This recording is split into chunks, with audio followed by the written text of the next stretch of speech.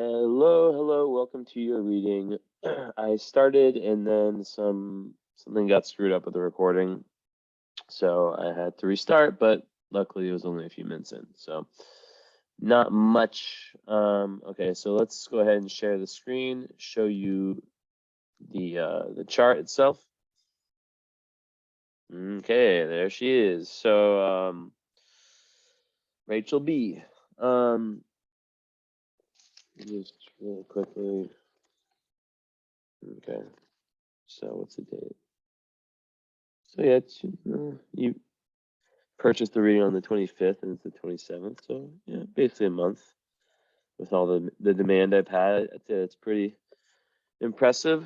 So yeah, here you got a very interesting chart. 0-degree Leo Sun, which is conjunct, exactly conjunct at 0-degree Leo Chiron. Huge, clue of the 1 second. I need to close this. A huge clue already as to the karma and kind of like, I already have some ideas of what I'm going to see. It's like I want to make the lighting a little bit more my style. But you won't see that because I don't think you can see my face right now. But anyways, okay, so that's that. It's in the 11th house. In the I use the fixed the whole sign system, so it probably it changes your chart a lot because you're 27-degree Libra rising. 24 degrees, excuse me.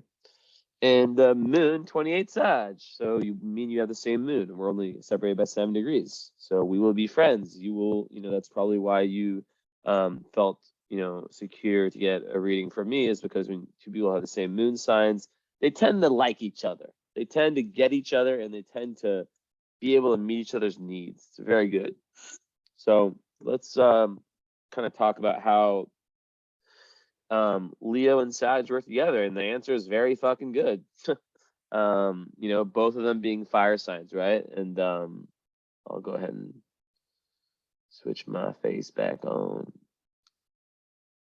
So, okay, yeah, I like that more. So the fact that they're both fire signs, right? Your sun and your moon are like the two most important parts of your chart from like they're from like a personality, life purpose, identity. The moon is our emotions. It's like a yin yang, right? The moon is like the feminine part, and the sun is like the masculine part, right? The yin is the moon, the yang is the sun. Now, what is overlooked by many astrologers, and what I do not overlook, is the importance of the relationship, whether it's a pleasant one, an easy one, or a difficult one, between sun and moon. Then how does the ascendant, which is like the outer personality, the mask, it's kind of like,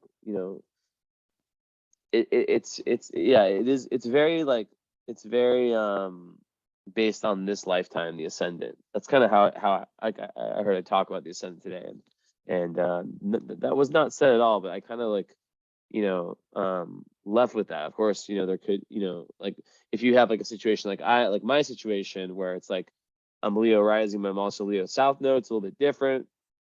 But the ascendant is kind of your personality, how you move through life, right? What you look like. So the moon is way deeper. The moon is like the emotional undercurrent. It's like what you need to feel secure, to feel safe, to feel happy. So that's why pop astrology can be so toxic, because it tells people only about their sun sign, when really it should be telling them about their moon sign, because the moon sign is the one that really you really need to follow what your moon sign says to feel happy, to feel like secure, and all these needs, right? It's a need. The sun is also extremely important, right? But it's not on. I mean, I can debate like all day of what's more important, sun or moon. But the point is that they're just as important as each other. So Leo and Sag means that your sun and your moon are fire signs. So smooth, I always give the metaphor of and if someone is watching this on YouTube, they know I always talk about like The sun and the moon, it's like you're a ship and you have two captains, the sun and the moon. They're both, in this case, going very similar directions. Now you do have a cusp moon, but I don't really get into cusps with anything else. You have cusp for sun and moon, which is very interesting. So let's actually talk about that. So I'm one of the astrologers that do believe in cusps. You know, but I'm someone who only really speaks about what I've been able to notice, and I've never really dived into like how moon sign cusps work. I feel like the moon is very hidden, so it's difficult. Here's my little Cancer baby. She always comes there, not always, but very often when I'm doing readings, she comes. It's really cute. But yeah, so like I definitely am more than a believer. Like I mean, I've seen it. Like I am it, a cusp between a Pisces and Aries for myself. So for you being on the cusp of Leo and Cancer, it's a very, very powerful place. Now 0 degrees, we'll talk about that. It's a critical point. But just so you know, like that area, like I swear to God, I look up so many of like the richest people like in the world, and like just like really big businessmen and women, or like very, very powerful people. And I swear it's like July 22nd, July 24th, July 18th. Like it's in that area like so often.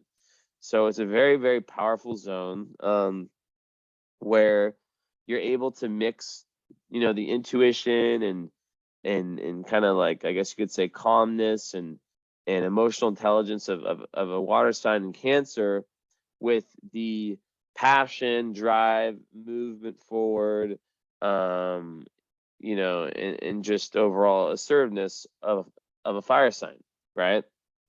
So that's kind of why it makes really great businessmen, because these are people who are able to kind of have that, you need to have like a good intuition in business to know who you can trust, who you can't trust. And also you need to have drive and passion and not be shy and be a leader. And that's what Leo is. It's a leadership, right? So, yeah, it can kind of create like a visionary type of leader. Now for you, the fact that you have Chiron on your sun means that, one, there's, you came in this lifetime to do a bunch of healing, right?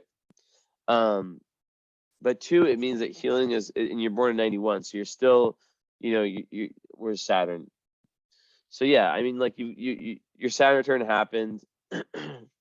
What degree is Saturn at right now? 24. Okay, so I thought it was 24, 25. Okay, yeah. So yeah, your Saturn return. I mean, like a lot of people say like the Saturn return only really ends when it like completely like leaves the sign. So yeah, we could say that. We could say that like you're still experiencing your Saturn return maybe, and that when it enters Pisces, which, when is that, by the way? But other people have different ideas of it, and they think that it's more like a normal transit,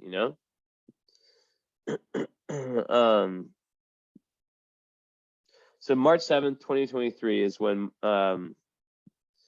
Saturn enters Pisces. So if there's any doubt of like if your Saturn return feels finished now, by then there'll be no doubts. Yeah.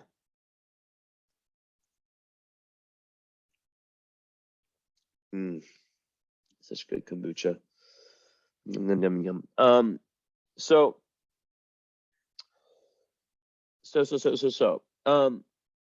you're getting to that point right now where you're seeking out this reading because you're probably at a pivotal point in your life where you're really trying you're really trying to figure out. I mean, I'm not like gonna act like I know where you're at in life. Like that's a different reading. That's like the current astrology reading where if you're interested in doing that, which first of all, I would I don't think you have a follow-up. So if I would suggest if it's financially doable to do a follow-up, but you'll know intuitively. And just remind me if you do want one that I'll give you a $20 discount on the follow-up session, where it's like an hour of us to talk live, and you can just decide after you'll know. But yeah, later it's I mean, like the chart that people who are able to afford it and who basically it usually comes down to finances, because you know, most people that they do readings for, they like it. But yeah, the one after the birth chart is the current astrology. So I'm not going to pretend like I know what's going on for you from that perspective, and that's not the focus of this reading at all. I try to divide those two worlds, even though they do intermingle. But basically, you know, Chiron on your sun means that your identity, your sun sign in Leo, at some point in your life was shattered. Maybe shattered is an intense word, but like there's a lot of pain, right? And Chiron and Leo is about like having issues expressing that Leoness, right? But the fact that you have a Sag moon it can make you very blunt.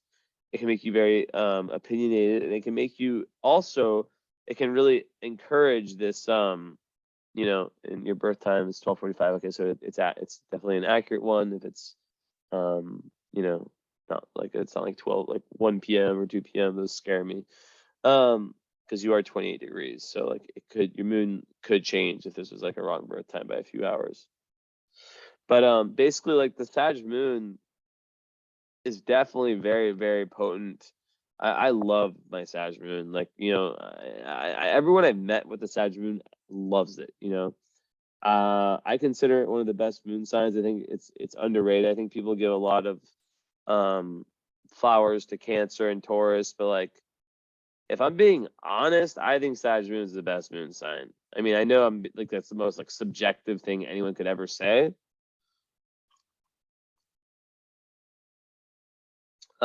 I guess it depends on what you mean by best, though. You know, best for me, yes. Best for being like an expansive person who seeks wisdom and knowledge, who's, you know, at their high end, open minded to new ideas, and social, who likes to have fun, and who has a good sense of humor about life and sees the big picture. I mean, that's high Sag moon, right? Then, you know, and then Leo is similar. It's a fire sign, but it's not as philosophical. It's more about you know, not showing off, but it's more about like creating and you know, having fun and creating in different ways, you know, whether it's like actual creativity, or you know, like being like having that kind of mindset in the daily life, right? Leos are just fun to be around because they create that fun, right? They have that generosity, that gregariousness. Like that's high Leo energy to me, is someone who's passionate, someone who's, and I don't like to go too far into sun signs, but like, you know, someone who is who also can, because it's fixed fire, can start things and can also follow through. That's why so many, like, you know, successful people are Leos, right? It's because of like, unlike Aries and Sag, not to say there's not successful people. There's successful people in every sign and unsuccessful, but like Leo in particular, like Aries, you know, is cardinal, and Sag is mutable. So mutable Sag, that moon can be kind of go with the flow, kind of changeable. The sun is fixed in its purpose in Leo. But at 0 degrees, we have some issues, right? We need to get into critical degrees here. So a 0 degree planet can feel a little bit like a retrograde planet, right? And what I mean by that is that it's basically like this is like the start of a new karmic journey for you, in respect to your sun, in respect to the Leo part of you, right? The Leo part of your soul. So there's a name for it. Yeah, I mean, one second. Yeah, so in the natal chart, planets or points I'm reading here, at 0 degrees of a sign, take a stance that either indulges in or embraces the very pure, undiluted nature of the sign. So there's a lot of purity, right? So what I imagine from that statement with the Chiron is that there was that purity in that Sag moon, and I believe that at some point something kind of got jealous of you and and maybe gave you a little slap when you were young and just like in your instincts, and it made you kind of maybe be a little bit more on guard. Now we're gonna fill in the blanks here. So if that doesn't ring true, like, you know, I like it's a puzzle, right? So we're setting up the puzzle, what the pieces. But you know, so there's some pain around expressing the Leo archetype, which I always think of as like the inner child. Like Leos are like, their gift to us is that they're able, and I'm a Leo rising with moon in the 5th house, so I'm very Leo. We're childish. I have a Leo tattoo. Like we don't, like, we're childish. We can act like ourselves. Like you know, low Leo energy cares a lot about what people thinks of them, and it can be very narcissistic. It's all about me, blah blah blah blah. But high Leo energy wants to pump other people up. And you, the fact that you have your Chiron there, it means that you probably like, I'm gonna keep reading this, had some pain associated with you just being yourself, and it created shame, and it kind of pushed you away from feeling like you like it was safe for you to be the Leo that you are. So there's a fresh, unstudied quality to a planet to this degree. Wait 1 second. I missed one thing. When a planet is at the very beginning of a sign, it has moved into a new territory, a new element and mode, and is in dialogue with that sign's planetary ruler, which in your case is the sun, which is what it is. So, okay, there's a fresh, unstudied quality to a planet at this degree. Some of the most familiar prima facie traits linked to that sign will be obvious in the person's nature, but the sign's true essence and the challenges the planet must face and embrace on its journey are just being discovered and are yet to be mastered. So I'm going to repeat that. The sign's true essence and the challenges the planet must face and embrace on its journey are just being discovered karmically and are yet to be mastered. Simply put, there's a new language to learn and much work to be done. Embarking on this voyage, the planet at 0 degrees appears highly eager to encounter that which it will become. So yeah. So very interesting. So you see there's kind of this rawness, this pureness, right? And the Chiron, yeah, like Chiron Leos, like I've met many of them, and I've had many of them as clients, as friends, family, and there's definitely this feeling of like like they have issues being themselves sometimes, authenticity. But then we talk about the fact that your sun sign Leo is all about authenticity. And this is the cool part about, like, when you have a planet conjunct your sun, it means that whatever that planet, especially an outer planet, whatever that planet is meant to be a huge part of your life. So your sun is your identity. You are a healer, my friend. So your life purpose is something around empowering people, which is Leo, right? It's something around healing people in some type of way. In the Leo way, right? The Leo healing way, giving, giving people strength, right? Because you also have Jupiter and Mercury in Leo. So like giving people strength, giving and using your Sag moon to inspire people. Like, you are literally made to be like, we have some similarities, you and me. It could be very, very good. And you probably already kind of, maybe not, I was gonna say you probably already figured out what you want, what you're doing with your lifetime. By the way, I don't look like, I make sure that, like, I know your rate. Like, I was gonna say your last name. I know you. I know who you are, but I make sure not to look at any photos. And by the time the reading has come around, I have no idea what you look like. I have no idea, no memory of any of our conversations. Like, if I need to make notes, I make notes. Of like things that are important to remember for the reading. Like, if there's like special requests, but like besides that, I forget everything. It's all a priori. No photos, no cheating. Yeah. So that's one thing, right? So Sag moon is so encouraging. It's like, and you have all like very beautiful aspects. 1 second, grab something. And I guess while I grab that, I'll just share the screen again.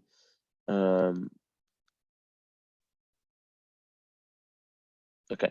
So, and it's, so it's making very beautiful aspects with trine with Mercury 1 degree away, which is a very nice one, right? Because you're someone who is very, very, with such an ease, able to speak your mind, or speak your emotions, not your mind.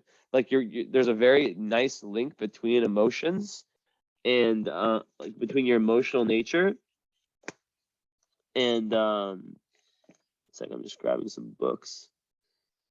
Between your emotional nature and your mind and the way you communicate. So you can imagine how powerful that could be, right? Someone who, you know, I see you as someone who is a philosopher, right? Like you're a philosopher, whether that's like, you know, what you studied or what you do. I mean, unfortunately, there's not that many jobs that pay what we need, you know, to survive in philosophy, but you're a natural born philosopher. Your instinct is you know, what, and you're talking to a fucking Sag moon, so I know, you know, about this. And you know what's so great about Sag moon is that, and I'm gonna put my camera back on. When bad shit happens to us, we look for the bright side. We are so optimistic. Sag moon is so like like when fucked up shit happens or we have a bad day, it's like we look for the lesson because we're natural philosophers. We look for the big, how does it affect the big picture, right? And now, you know, I'm feeling really good, by the way. You got me on an amazing day. You must I don't want to sound arrogant and be like, you must be lucky because you got me on a good day, but like I'm really on it right now. Had like amazing workout and yeah, just feeling as good as I can feel for a reading. But like yeah, so like when bad stuff happens to us, we flip it around, and we turn it into a positive. So there can be some issues there when we do that too much, or when a Sag moon does that too much, and they refuse to feel their emotions. Like when like something actually fucked up happens, and they just like still are too like, you know, like half like cup half full type energy. Like you know, sometimes bad shit happens, and you have to just accept it as fucked up, right? Or else you're not going to be able to heal from it because the body keeps count. You know, trauma and pain is stored in the body. And if, you know, bad things happen and we just keep looking at them as like lessons, like really bad things, I mean, you know, or like even just like it's very subjective. So it could, you know, a microaggression can be worse than a traumatic event to one person, to like from one individual. Like no, that's not what I was trying to say. Was like two individuals can have the same thing happen, and one's reaction can be trauma, the other could be like something like just like a microaggression or something minor, right? So it's very subjective, but that's kind of like how I see like your moon and like diving into that third house Sag moon, which is about like linking the lower mind with the higher mind, like being like a research, like being someone that like wants to like learn tons of like different like philosophies of it's all about the seeker of truth, right? You're the seeker of truth. Now, and I'll wrap it back around these, of course, but like, you know, I wanted to just say like I've never seen a conjunction between Sun and Chiron this close. So you like, this is like real fate, destiny, whatever you want to call it. Like, you know, but there's a process though, and the process has to do with, oh my God, I love astrology. And it just fits so perfectly. Fifth house Saturn is another clue too of, and this is why this is such a pivotal time for you to get a reading like this. Fifth house Saturn makes it very hard for someone to let themselves go and find that inner child and be that Leo. So that's like, it's almost like there's two security like doors that are like blocking you from that, the endless expansion of the Leo and Sag, right? Saturn fifth house means that like, you know, they can be the people at parties that have trouble having fun, but like, you know, you're Sag moon, so it's like the Sag moon will push a lot of that away, but still like Saturn the fifth house, you know, it can be difficult, right? It can be really difficult and can make someone very shy when it comes to like to being creative, like to expressing themselves creatively. And it's also very close to your IC, right? So like if I was doing Placidus, this would be like a it would be like a fourth house Saturn, right? And you know, it's so close to the IC that you know, it speaks to some restriction in childhood, right? So it's probably from childhood that you received some type of like restricting an unconscious message, maybe from a parent, maybe from whoever it was from. And if you do a follow-up, we can talk further about that. You got that message, you took it in, you thought it was wrong to be how you were naturally, right?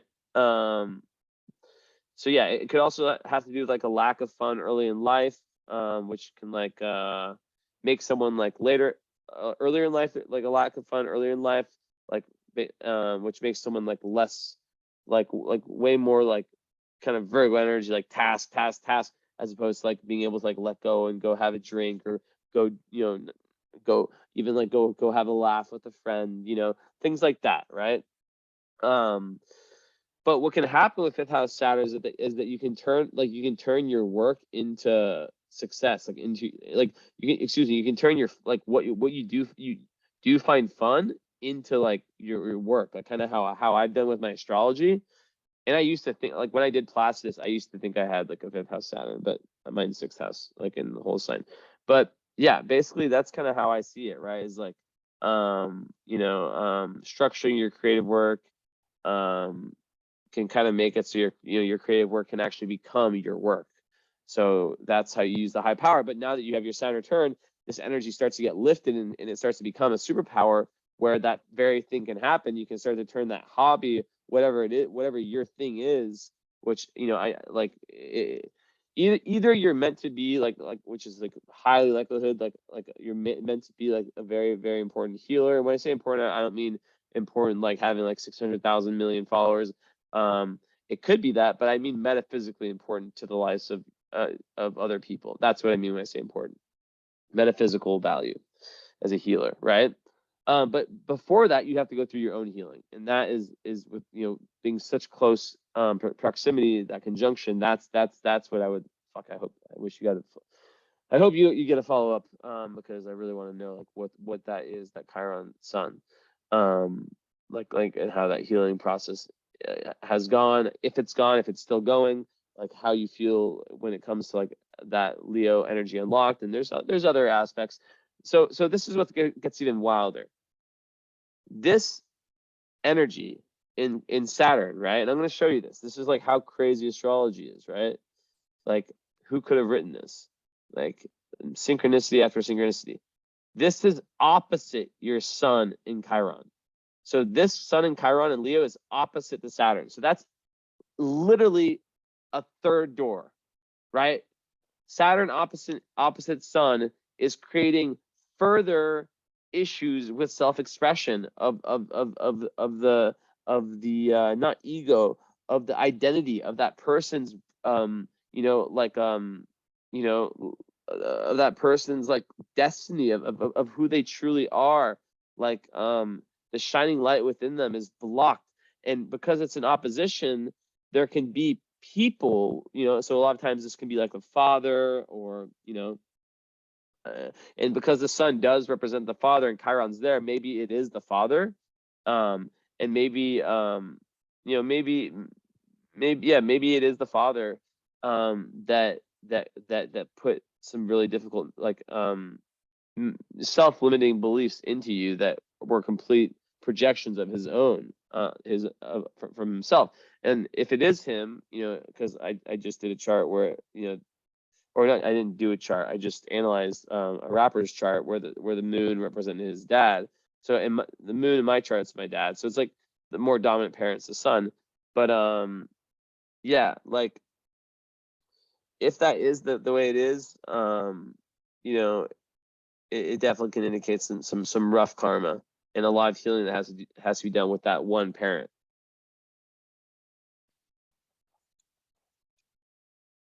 Because the moon, and if the moon's your mama, that is all good. That's all cherries, and I don't know the expression, cherries and bees, but bees are cherries and blossoms.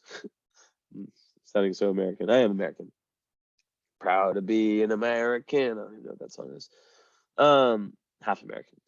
So that's kind of what I'm seeing, and that's the end of the reading. I'm just joking. It's not the end of the reading. So how does your Libra ascendant play with all this? Well, actually, more about that opposition. like that's like mega important. Like that's like mega important. I'm gonna put myself back on camera.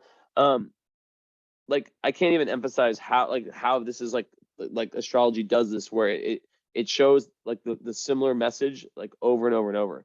So self-expression has been like a struggle for you, but now you're finally starting to grapple and starting to find, and this, I hope this reading like helps validate what you've been feeling internally. I know like how much astrology you've done, or how much, of this you're born a year after me. If this is your first reading, I don't know anything about you, right? Purposely, after this, I'll follow you, I'll be your friend, all that stuff. But like, before I do a reading, I don't want to know anything about the person. So self-expression, shyness, there can be like like loneliness, issues with relationships, everything like from like kind of wanting to like escape and just be alone, and that's just so abnormal. But you do have 12th house energy, but that's just so abnormal for a Leo Sag. So, you probably like in the past, or, of course, this is your chart. Like you could have done so much healing work already that like this is just like already like over with, but like this is like the hand you were dealt, right? This is why I read every chart the same. The 2-year-old, the 8-year-old, the 12, 22, 26, 35, 45, 62, 78, doesn't matter. I read it all the same. Well, actually, no, I read it differently for kids, just because like I'm usually reading to parents. I'm giving parenting tips, which is, I love doing that.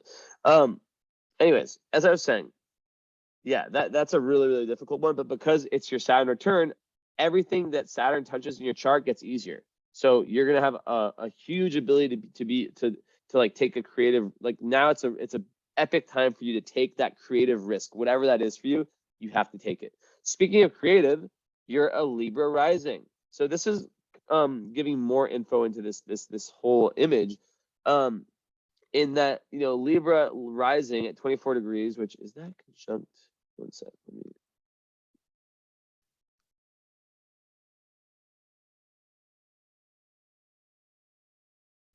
Ooh. Oh my God. Look at you, Miss Spica. Let me tell you something. You have Spica rising. That is one of the most fortunate stars in the heavens. There's the 4 royal stars of Persia that you've probably seen me post about. Your boy has Regulus rising tatted on him. We got the 4 royal stars of Persia, Regulus in Leo, which is close to your Mercury, but it's maybe just an orb potentially, but let's see. Aldebaran in Gemini, Fomalhaut in Pisces, and Antares in Sag. But then if you saw my post from the other day, from yesterday, you'd see that I said the 4 royal stars of Persia conjunct like the ascendant or midheaven, or moon. And then I said, but also Spica. So it's not one of the 4 royal stars, but it's literally on that level. It shines so bright. It gives so much fucking luck. It is like, let me find where's my big star. Let's see if I'm so bad with this book. Like I literally like, this book doesn't really give that much information though. Like, and I know about Spica, but like I like to see if I can find it. It does have some cool stuff to say. So what constellation is it in? I really need to read this entire book, but I have so much stuff going on. So when am I gonna do it? Spica's in Libra, Jesse. So it is over here. But yeah, basically it's like, it just gives someone like tons of luck. It can make you a star. It can make you like literally like, a star. It's really, really helpful. So here it should be here.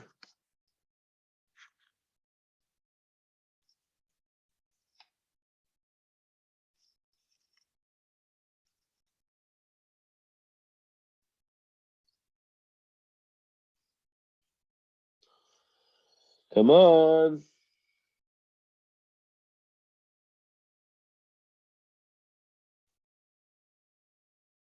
Do I have to pause this to find this frickin' star in this book, or am I just never gonna find it? Okay, here. Okay, this is not the right part.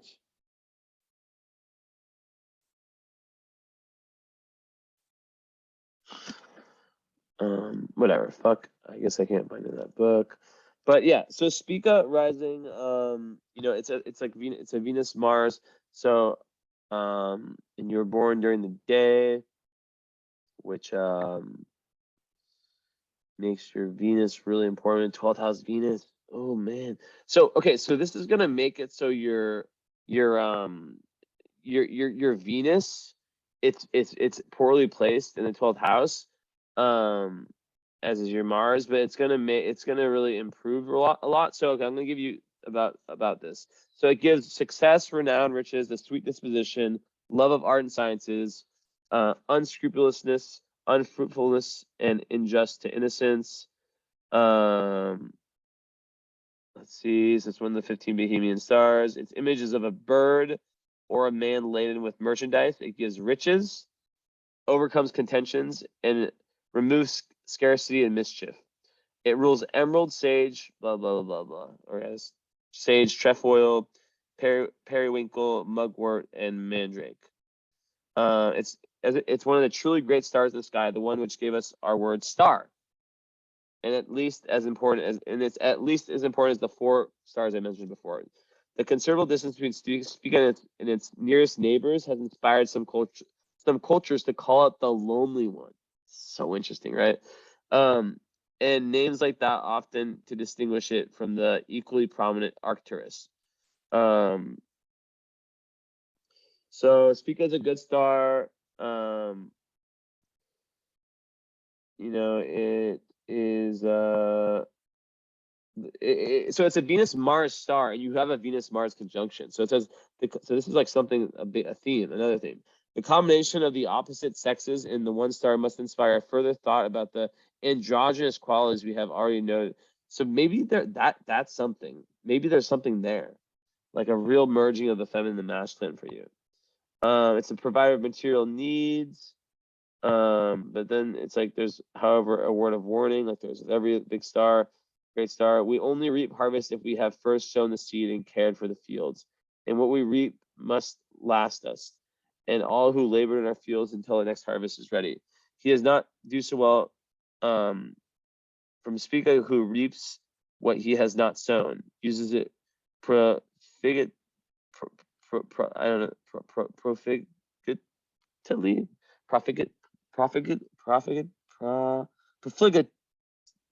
I sound like so stupid right now.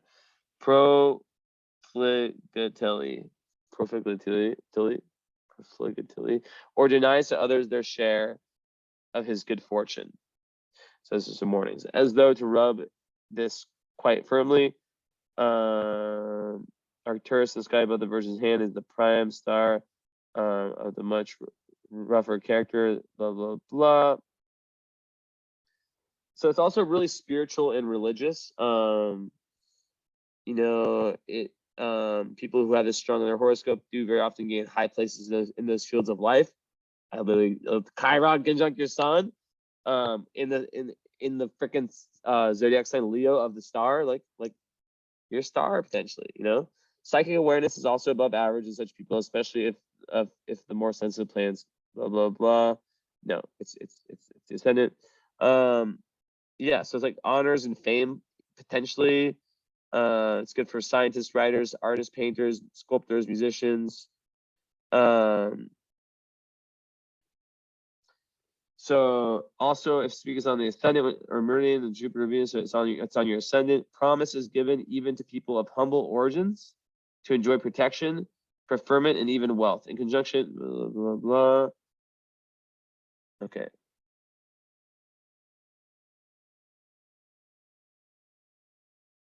And yeah, you don't have any of that difficult stuff, because if Spica is placed in an angular house and conjunct with one of the outers, with Mars or Saturn, it can create someone who like blows up and then has a horrible downfall. So okay, let's see exactly what it says for ascendant. unbounded good fortune, happiness, unexpected honor or advancement beyond the native's hopes or capacity. Damn. And then another word I can't pronounce, ecclesiastical preferment. Jesus, use some fucking words I know. Wow. Speaker rising. I got so excited. You might be the first like speaker rising I've had as a client or that I've like noticed. So okay, so that makes your chart ruled by Venus. Venus is in the 12th house, conjunct Mars, exact conjunction. So that's difficult. Let's be honest, let's be real. You know, it would probably be in the 11th house in a Placidus chart, but that's not how I roll. I do whole signs. I can just tell you, I have direct experience. So the fact that Spica's there, it is pumping it up a lot, and it's definitely helping it. But still, you know, there's definitely like potential for self-sabotaging, especially when it comes to relationships. So you really have to watch out for that. And I also want to speak one other thing, like separate from that, is the fact that you have the galactic center conjunct your moon. So that's like another another indicator of someone like who's so spiritual and who's meant their life purpose is so based around finding like around spirituality. And you know, the 12th house, so this is another indicator of that.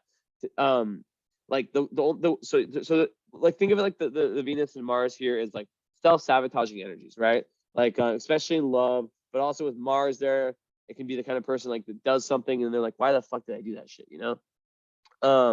Venus, especially in Virgo, I've dated a girl that had that, and she was she just, oh man, I can't even describe you like how hypercritical she was of every little thing I did. It didn't last long, right? But there's higher energies to this, and the higher energies are being of service and going towards everything spiritual, channeling, being in touch with your imagination in the dream world, right? Doing this kind of work of service makes the 12th house planets, the bad parts of them, go away and replaces it with like psychic and spiritual powers. But you know, Venus in the 12th, even with Speaker rising, you know, it's someone who loves abandoning themselves to the unknown. There could also be abandonment issues. A lot of times there's issues with you know, with self-love, especially, and like perfectionism can be a huge issue here with these two together, especially, you know, you see my posts about Mars and Virgo. So you can be your own worst enemy, let's just say, right? And I think it goes perfectly along with your whole chart, because like we see like how like you might hear the voice of your dad or whoever it was, you know, the self-limiting. So I always say like the people that have the highest potential and that are here to do the most, a lot of times they have, I know I just said always, but a lot of times they have the hardest like come up. So your Saturn turn is a huge opportunity for you. So like, because you know, yeah, it's in Virgo, so never mind. But like, it's a huge opportunity, and this is a time where you're becoming an adult, right? And moving in, you like the first 30 years are like very based on karma, right? And there's things that are unavoidable, but after that, it's more based on free will. So you know, and I think you know, my intuition says that you know a lot of these things. Your soul knows a lot of these things. Your soul, you know, just the fact that you booked a reading with me, that you follow me, that you probably, you know, resonate with my content, or else you wouldn't have bought a reading. It's telling me that you're probably on, you know, the healing journey and moving towards, you know, being like you know, I don't want to like hype you up, but like I see spiritual teacher in some way. It doesn't have to be like the grandiose stuff like Leo can be, but like someone who has to first refine their power, refine their sense of self, refine their like who their like find their identity, realize what's theirs and what's not theirs, what's like the parents or whoever, if it's a combination of people, even siblings, whatever, like what's theirs, what's mine. And sometimes time alone, deep spiritual contemplation, healing, whatever it is the way to do that. And that's kind of what I see there too, is that those 12th house plants can make you you know, have issues with like maybe you have a very strict like background, family background, or upbringing, and you just like It's like 100. If you didn't get 100% on the test, it's like you suck. Maybe there's like a sibling rivalry. Like maybe like there's a million possibilities. That's why I always encourage the follow up, right? But the point is that like, you know, you're here for a really, really important purpose. And I don't say this to every reading, by the way. You can watch every reading on my YouTube and you'll see that it's not always this fucking insane, like with me just like really, really hyping you up. So, and I'll talk about love next. But yeah, so basically, you know, being Libra rising, you know, you're someone who that's very good for attractiveness. Spica is very, very good for attracting people, for being attractive, but also for just attracting abundance, right? But like I read, you have to, you know, to be of service. You have to be someone who doesn't get in a low vibe of Leo where it's getting in your head like, oh my God, I'm so special. Like you're here to give. Like I'm also very Leo. So like sometimes I can get like that too, like more in the past, you know. Pisces, so that kind of humbles me, but I do have my Leo side. But like, yeah, basically for you, it's like figuring out how to make your life a life of service. And your midheaven is in, you know, it's in Cancer, so it's ruled by your moon. So like your moon and Sag combined with midheaven in Cancer, is basically kind of saying something similar. It's like how can you nurture people in your career, in your dharma, and also nurture them like in this like kind of motherly Cancer way, but also nurture them in this like very like philosophical way. So you see what I'm doing right now is very Sagittarian. Like I'm giving you the full picture, and that's me as an astrologer. I'm a very like Sagittarius is like my like what comes out when I do my astrology, because I see the big picture. I zoom out. I don't really like I talk about what's most important in the big picture, and I you know I basically just I look at a chart and it speaks to me. I speak to it. But you know, with what I'm seeing is like there can be issues with relationships, especially like early in life. You know, I don't see like really difficult aspects. It's more just the fact that's in the 12th.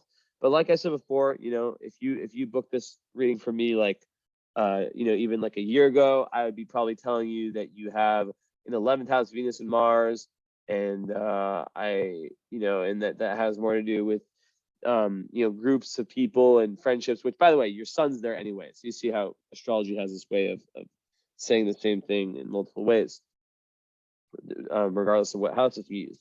But like, you know, your sun in the 11th house, like, is, you know, it does make friend groups and associations and big goals and goals, humanitarian goals, and working with people and ambition, and groups of people, associations, all those things very important.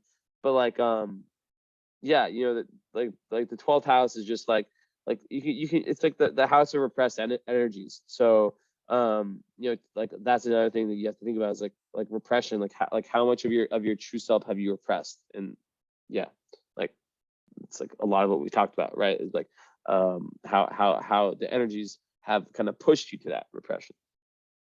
So I'm gonna turn this page.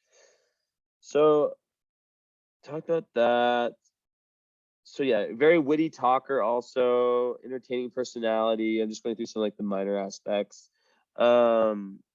Affectionate, lighthearted personality, love of beauty, talented artistically. Mars, energetic, resourceful, quick acting, gets projects underway without delay, good health.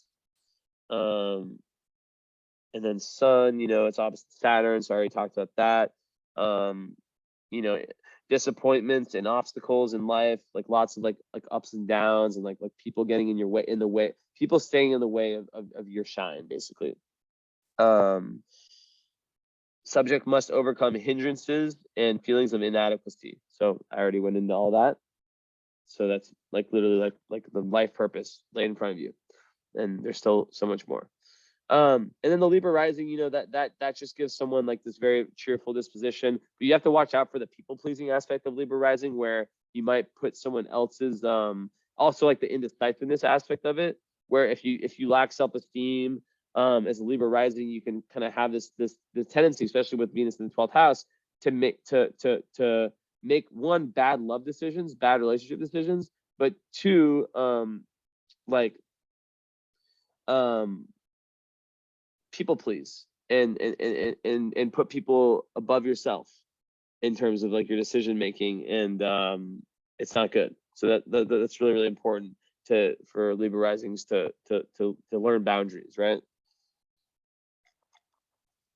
So that could have been a theme for you that may have been a struggle also, is like, because of all this pain and all of this, what I'm talking about with the Saturn and the Sun, there could have been issues. Everything is going to be reflected in the relationship, but in the romantic relationships, right? And also the Saturn in the 5th house can kind of make it so it's like someone who's like who can have like more trouble being fun. I'm very curious of how the fact that you have a well aspected Sag moon, how that like impacts like all this other like part of the chart I'm talking about that's way more difficult. I feel like it's like you're shining there's like the shining internal light, but then there's like this deep pain that has to be overcome. But I feel like because it's so good for giving perspective, it gives you the perspective to overcome it with not that much, like with difficulty, but like it'd be way more difficult if you had a Capricorn moon, for example. So yeah, groups of people, like finding your tribe is super important. Also, there's something that I would like remind me, it's very private. I'm very, very private with it, but regardless of whether you book a reading, a follow-up or not, remind me that I did say I wanted to talk to you about something related to a group. But yeah, groups of people, of like-minded people, is super important. You can definitely be like a leader in groups, but it's important for you to take risks and to join groups where your voice can be heard and where you can kind of learn, friend groups, and then like also like associations and organizations and things that have common interest of what you really care about, right? So that's huge. Okay, talking about love, 12th house, Mars and Venus, like I said, you can be your own worst enemy in love, but when you turn your life to be a life of service and you kind of push away some of that energy, right, of like the potential for like being obsessed with love, and especially with this Virgo energy, it's the way that I see it being self-sabotaging is that it expects such perfection in the partner, that it has to learn to love itself, learn to love itself for all of its imperfections, or else it completely projects all of its own imperfections on the partner, and it just completely kills the flow of the relationship. So your love, the love part of your astrology, I could talk about this, the Venus and Mars in Virgo, and I will, but really it comes down to your healing. Like everything is a projection, and for you, like more than like 99% of charts I've seen. But like, in terms of like a partner though, like, you're going to need someone like Sag moon obviously needs a partner who's open-minded, who's, who's freedom seeking, who gives space, who understands like that adventure and travel and different cultures and different philosophies are super important. Someone who you can have that link with, but that doesn't mean you have to have the same level person, just someone who's interested, like someone who like you guys should share a worldview. Like there shouldn't be like huge disparities. I mean, there can, like opposites can attract, but like I'd imagine you do better as someone where like on some level, like the most basic, like most important level, you guys agree, you guys have a common worldview and common values, belief system, and stuff like that. It doesn't have to be like a belief system, but like you guys feel like you feel each other. The Sag moon needs like it's not gonna do well with someone who's like just completely like breaking its flow and disagreeing with everything it says, or making it challenge everything because it likes to go with the flow. And then the adventurous part is super important.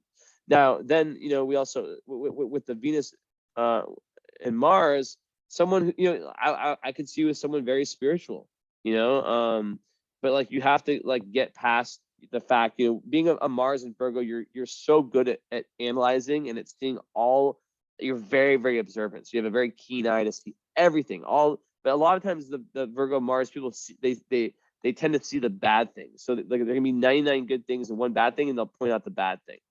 And in the 12th house, it can really affect relationships, right? But with that said, you do have no bad aspects. Like the only aspect you have to your Venus and your Mars is Uranus trining both of them. So what that does is that kind of like makes you want like more of like an eccentric kind of like eccentric kind of like different type of relationship. Like you're not interested in the conventional relationship, which a Virgo Venus and Mars typically would be. It's someone who like interested, like where there's like an interest, like that intellectual and spiritual connection is what's really important. And it might be like a very unconventional relationship. Let's say that, see what the key words are for that Venus Uranus. Romantic, artistic personality, intrigues others because of unusual ideas about sex and love, could be very sentimental. And then Mars, practical, intellectual, energetic, resourceful, ability to make quick decisions. So that's really, really good for a lot of things, right? And this is just adding more of this like super artistic potential. Like you have for if I were you, like if you are still struggling with this, I think like the best thing would be like your own version of art therapy.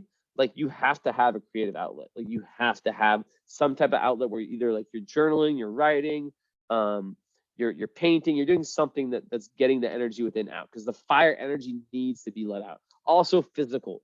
When you have your sun and moon and fire signs, running, sweating, like getting that inner energy out can be like so fucking important, right? Especially when you have an abundance of fire. And lots of people with abundance of fire, they like I've seen it a lot of people that are like younger who have like lots of fire. They not obviously always, but some of them smoke a lot of weed because like the fire is so fuming that like weed, like they kind of rely on it. So it's all about like learning like grounding techniques, meditations that can kind of help ground you, right? But being of service is like the key. It's like the key to your chart, right? And through like acts, like if you just like start like giving your time like selflessly, like it opens up that Chiron more and more, and then it gets you closer and closer to that life purpose, right? Which is written in the stars. You speak a rising, you're literally a star. So moving forward,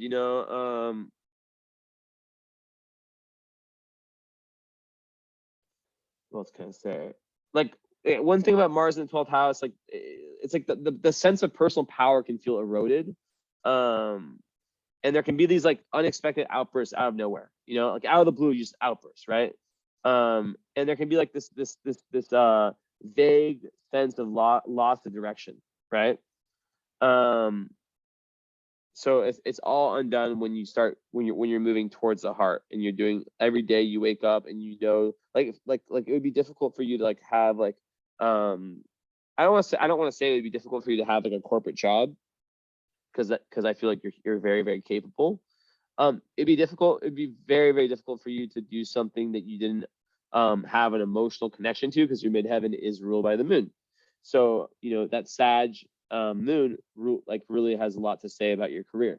So even like teaching, anything related to Sagittarius, like something related to traveling, something like student, like where you're like continued learning is really, really good, and teaching and there's so much related to Sag. You can just look up like keywords of Sag. So that's kind of that. What else we can kind of say about love? The descendant is in Aries, so that's also like complementing. And it's trying your moon. It's basically saying like you're looking for that independent person. You're interested in an independent person. But then the Virgo energy is saying that you're looking for like at the same time, there's all of that other like that Sag and Virgo and fire energy that you want. But on a deep on one level, you also really, really want a stable individual, and someone who let's see where the Juno is. Let's see if it completes it. Yeah, I love it. This is such a synchronistic reading. That's crazy. Your Juno's in fucking Capricorn. So Juno is like your ideal partner. So when it's in Capricorn, it's like you're literally looking for someone who's really, really solid, who's like a rock, who provides stability to you, right? Because you don't have you have Earth, right? You have 2 Earth planets, but they're in the 12th house. So they're kind of locked out of like they can feel a little bit locked out of like for example, if you had Venus, Mars conjunction in the like, I don't know, 10th house or 2nd house or 6th house, right? But yeah, in 1 second. I just want to find one thing. So I think like Mars and Venus coming together with the fact that you have Spica rising is going to give you a heightened, like even more heightened sense of intuition, and it's really, really good for healing. But like it's like a very like, I don't want to say 0 or 100, but it's like an energy in your chart that's like, it can get really bad. You know, you can be the kind of you could be the kind of person, like I said, you know, like in relationship, like just sees all the bad shit, you know. So yeah, it's really important to kind of like bring the, you know, I just lost my train of thought. I totally just lost my train of thought. But yeah, like with the Mars and Venus, like it is now, it's just very, very important to find grounding in other ways of life. My suggestion is hiking, getting in nature, touching earth, like gardening, stuff like that would be very, very good. But really, like being of service is the #1 thing. I can repeat it 1,000 times, and I don't say this in every chart. I say in many charts. I get lots of light workers, people who are meant to be healers, but you're definitely like a major, major one. So 1 second. So yeah, like with the 12th house Mars also, it just goes with everything I've been saying. It's like someone who doesn't assert themselves aggressively and may give up on themselves like too easily, right? But also there's like this real intense level of like inner energy and drive, and a huge desire to help others. So that's what's really cool about it, right? But the difficulty is like actually like getting yourself to fucking do it. Also having these 12th house planets will make you really enjoy your private time. It makes you like in a deep connection with your dream life and your intuition, and it's just like it's a powerhouse when it comes to intuition, and spiritual power. And I think, you know, that's what you're turning it into. You know, like someone who can be in touch with the collective unconscious, right? That's a really good example of it. Okay, so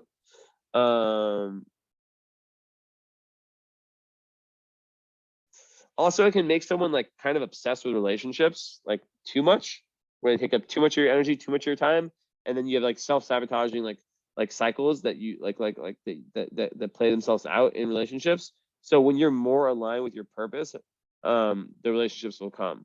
And when you're being of service selflessly, 12th house, that's the fix, relationships will come, the right ones, right?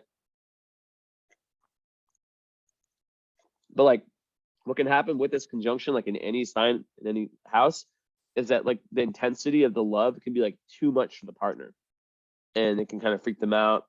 But there's like a huge, like it creates lots of sex appeal and a very like lots of magnetism, lots of attractiveness. It's very flirty kind of placement.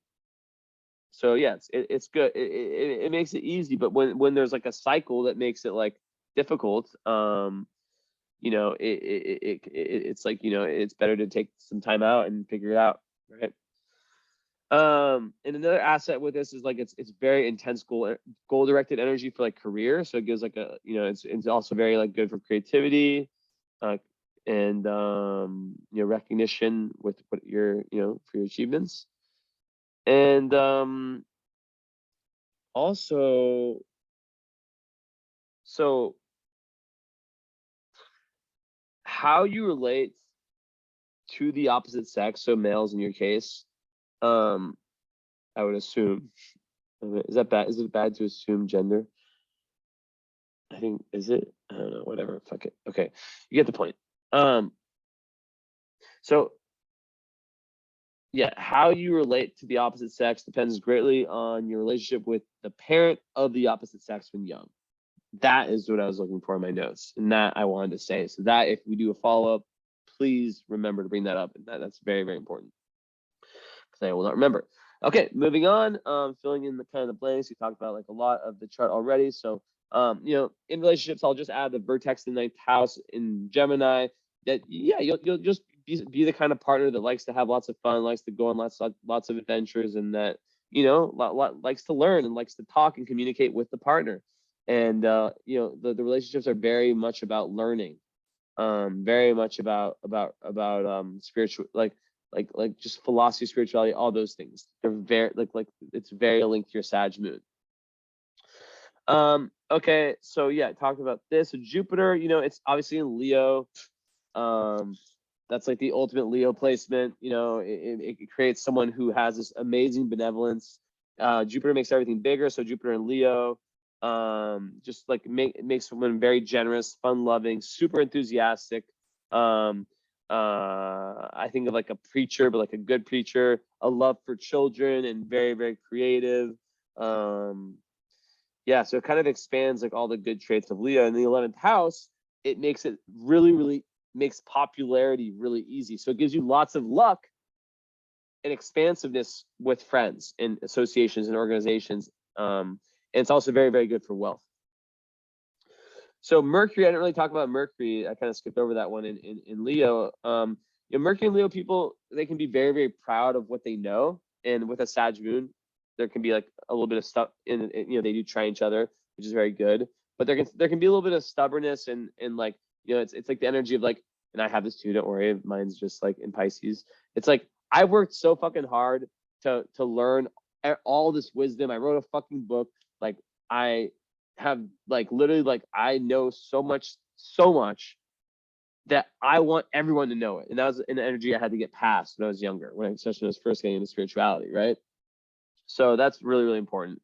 It's to not force your opinion on others, but you know, overall, you know, this energy will create someone who speaks in a very, very, very charismatic way. They're on this very enthusiastic quest for knowledge. They're very proud of their learning abilities, and they're very proud of the way they speak. But you know, in your case, as we said, it's about finding that voice. And it's close to Regulus, so I mean, like, there's definitely this real brightness. It's actually woo. So not many, very few astrologers know about Hydra, and how Hydra in ancient Babylonian astrology at 28 Pisces, which I have, your Mercury is exactly like nearly exactly the same as my ascendant. My ascendant's just closer to Regulus, but basically that's like literally the astrologer. So maybe you're meant to be an astrologer, because Hydra is the asteroid of astrology. That's why I'm an astrologer, is because my ascendant is not just conjunct Regulus, it's exactly conjunct Hydra, and you're very, very close to Hydra. So yeah, and you know, 11th house Mercury, yeah, you'll just like really want to like be parts of the group and like really communicate with the group. And I'm going to tell you about the group.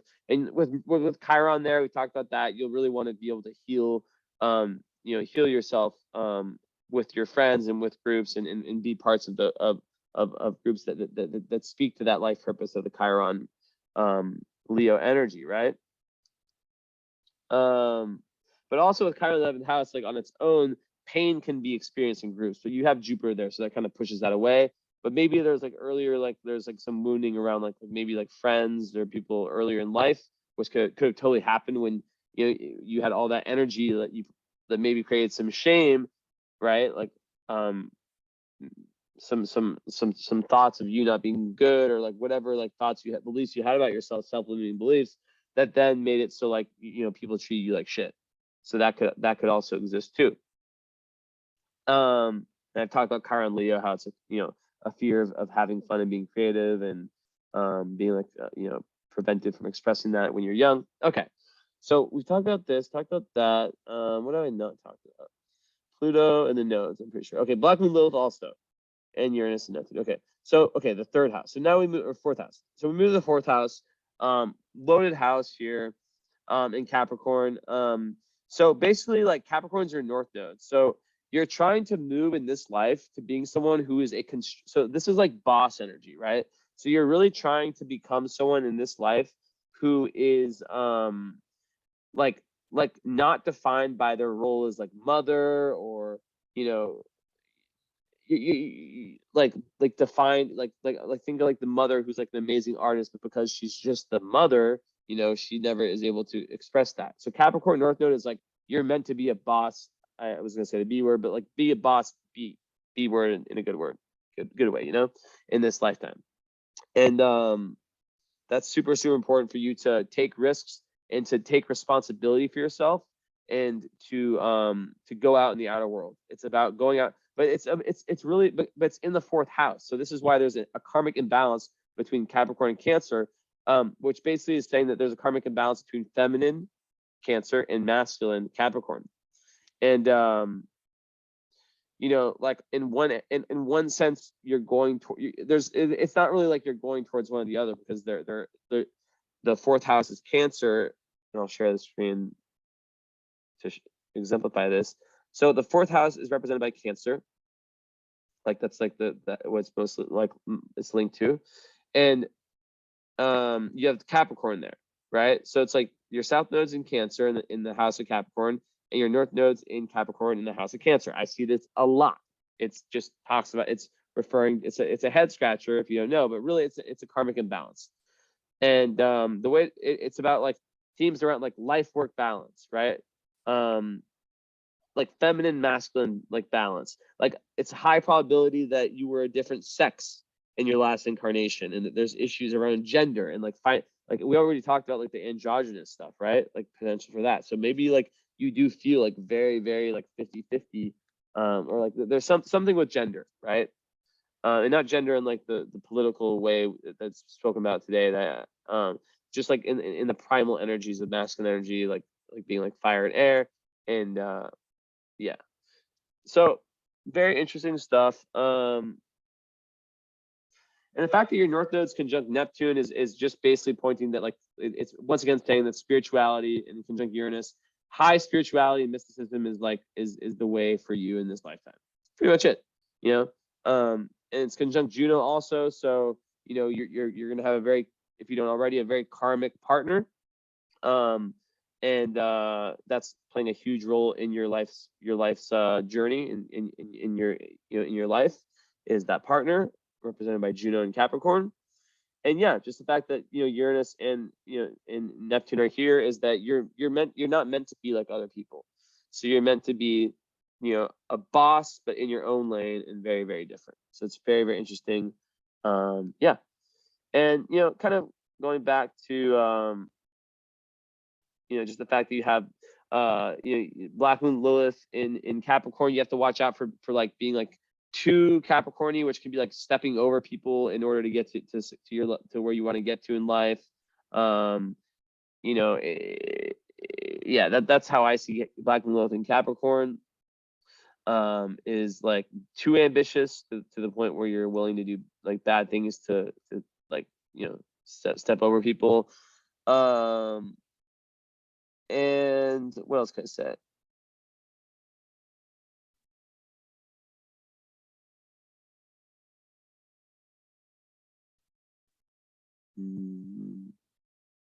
Yeah, you might like impose your will on other people too much. This is like when you're like at the lowest vibe. It's not an actual part of your chart. And yeah, it could also have to do with like a need for control, a need for being boss. That's a good way of putting it. So then also, you having Uranus and Neptune in the fourth, like I said, that's speaking once again of a childhood where, a lot of people who have Uranus or Neptune there, they might have like very foggy memories of their childhood. But like in the Placidus chart, this would be in the third house. This speaks like amazing creative talents, which your third house moon already does speak to that. Like whether it's writing or speaking, whatever it is, like you have lots of talent regardless. But like Uranus in this position can make, like if there was a divorce of the parents, like I'm not really sure. Usually if they're both in the same element, that's not saying that, but because it is, it's actually like if your sun was 2 degrees back and you were a 28-degree Cancer, you'd have wait, I'm speaking bullshit right now. You'd have a quincunx, but yeah, like I'm not really sure about the relationship with your parents, but yeah. Uranus there could symbolize like a very like unconventional upbringing, maybe like switching homes a lot if there was a divorce, something unconventional about the upbringing. And if you interpret it in the third house, it could be like a very spiritual relationship with your siblings, maybe some confusion around the relationship with the siblings and where you stand, and kind of like yeah, something like that. And yeah, North Node in the fourth house, like it's speaking about a quest for inner self-worth. Like how does that, like what sums up this chart better than that? A quest for inner self-worth, and needs to overcome your present life need for public display based on past life experience of public recognition. But it goes both ways, because it's like it's also a quest for maturity, like where there's a past life tendency to become overly dependent on other people, and it's like clinging to them like a child, like burdening other people's with like your own or your own emotional or imagined emotional problems, and then like wanting them to take the parental role. So in this life, it's like you have to be your own parents. So those kind of contradict, but that's the whole point, is that you have to find a balance with that. Now, any squares? No, so no squares with these. Did I miss anything? Nope. So last thing I'll talk about is Pluto. Well, actually, part of fortune in the sixth house in Pisces. That's nice. That's once again saying that like you find your greatest joy when you're of complete like service to humanity, and when you're like when you find spiritual unity within yourself, you experience the greatest joy. That's kind of like your space, your flow spot, like your spot of like really when you're doing well, and like your highest energy. And your fulfillment is experienced through like being that compassionate giving service to humanity. And then in the sixth house, part of fortune, like it goes back to service. Service equals joy. Like you literally benefit so much from being of service. I would even go and say that your whole career should be based on it in some way.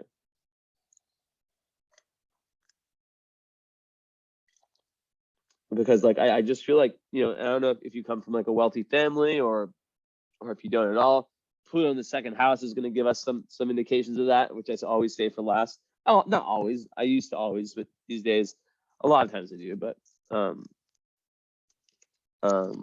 I like to save the nodes in Pluto. I don't like them to be in the middle of the reading. Let's just say, unless it's like conjunct the sun, or like making a huge lots of aspects. But it's not making any aspects, is it? I mean, yeah, like okay. 1 second, actually. Let me see one thing. Jupiter square Pluto. I've never thought about like what that would create.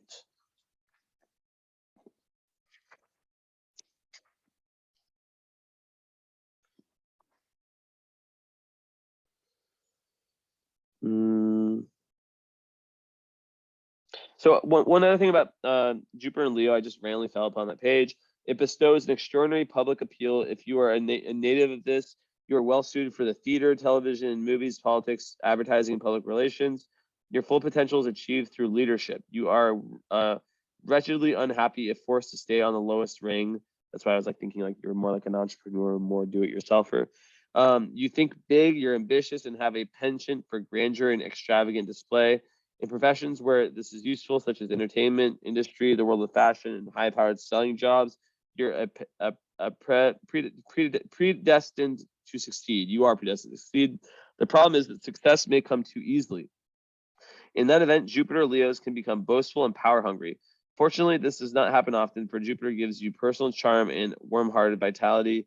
Other people want to do things for you, and you often benefit from influential friends. Your luckiest time of the year are when the sun is in the signs of Leo, Sag, and Aries.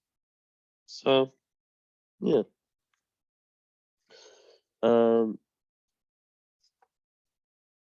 I was just looking for something. this page that I always open to, but I guess I can't open to it today. And I will give up because it's not super, super important. I was just...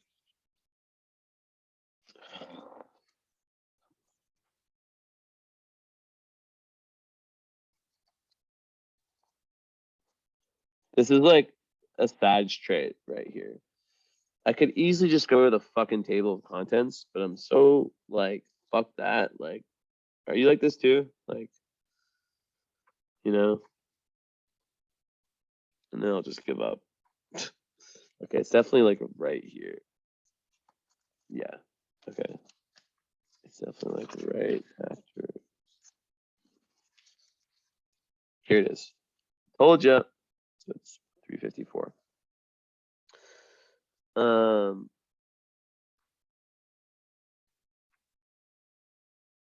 second. Oh, this book is wild. It only gives the outer planets in the signs. That's crazy. The outer planets are way more important in terms of what house they're in, like in a person's chart. Oh, that's kind of cool. Okay. But anyways, okay. So I just want to see like Jupiter and Pluto. So it's a trine, right? No, it's a square. So it says scheming personality, desire to exploit others, often destructive tendencies. So I don't really know what to make of that aspect. Jupiter's kind of a middle planet, so yeah. Anyways, oh, fuck. What just happened? I just hit like 15 buttons for like 15 different types of technology at once. Stop it. Oh my God.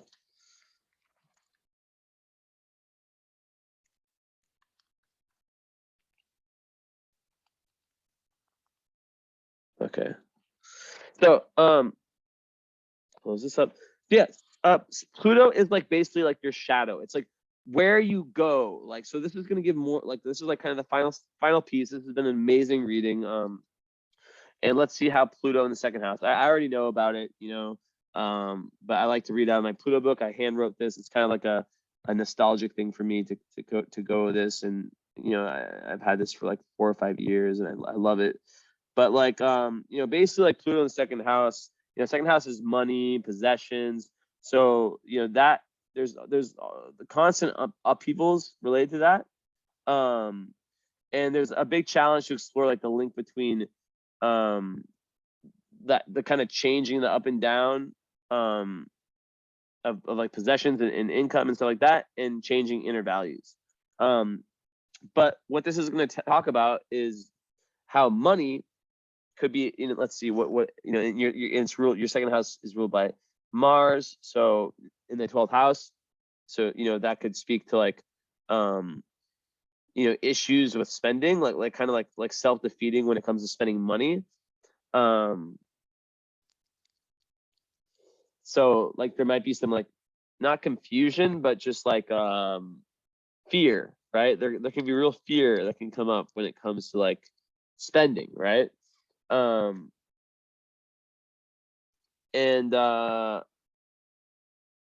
Scorpio, 1 second,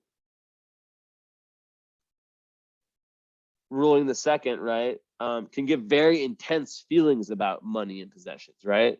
And it can make someone like really like almost jealous of other people's good fortune. But like I've seen lots of like aspects of like of good fortune in your chart, but like you know, with your Saturn stuff, it takes a while, right? It's like around the Saturn return, the energies open up more.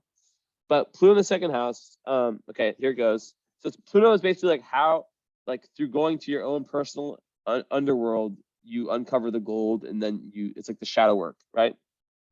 So over lifetimes, people with this placement have had an ongoing need to develop self-reliance and internal security.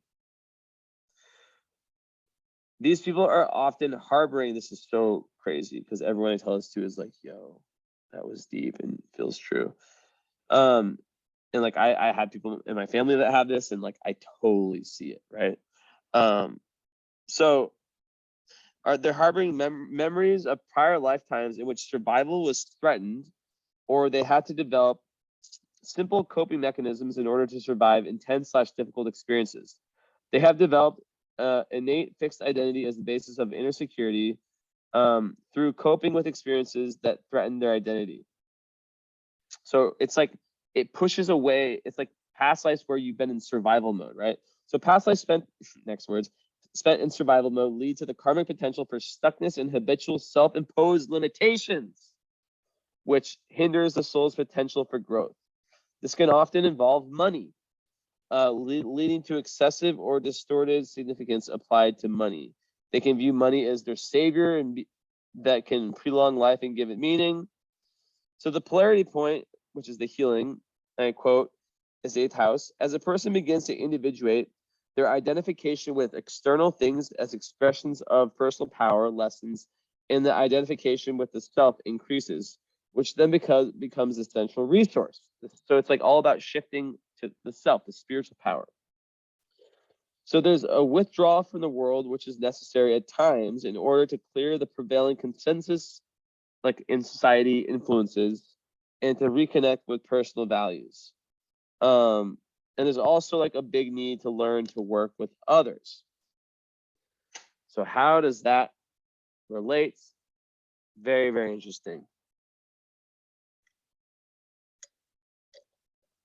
It's been a pleasure. Yeah, I've hit everything. So actually I want to check one quick thing.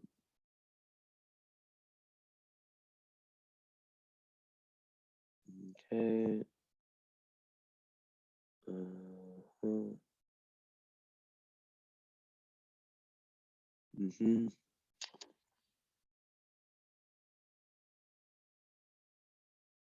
Okay.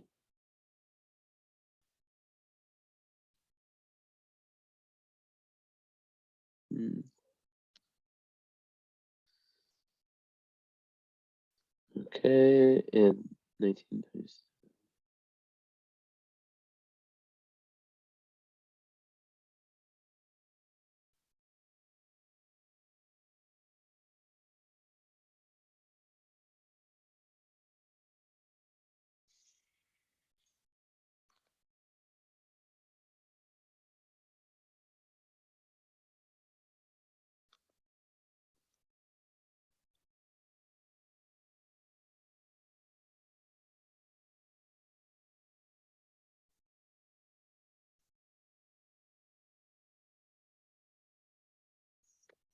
Okay, so let's see if there's anything about this.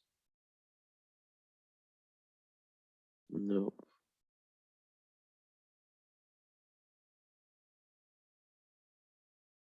Five, and then 5 Virgo is the last one I'll look for.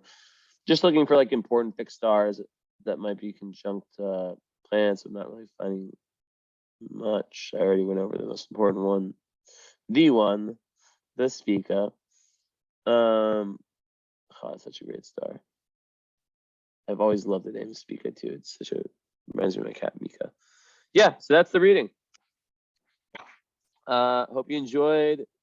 You definitely got me on a day that I worked out and took a sauna and felt super, super relaxed. I always feel good. I always do good readings, but I felt like I really, really enjoyed this, and I hope that we can connect on a follow-up. And I totally understand if Pluto in the 2nd house, finances are up and down. I get it, but would love to connect with you. It's a very special chart, and hope you enjoy. All right, talk to you later. Ciao.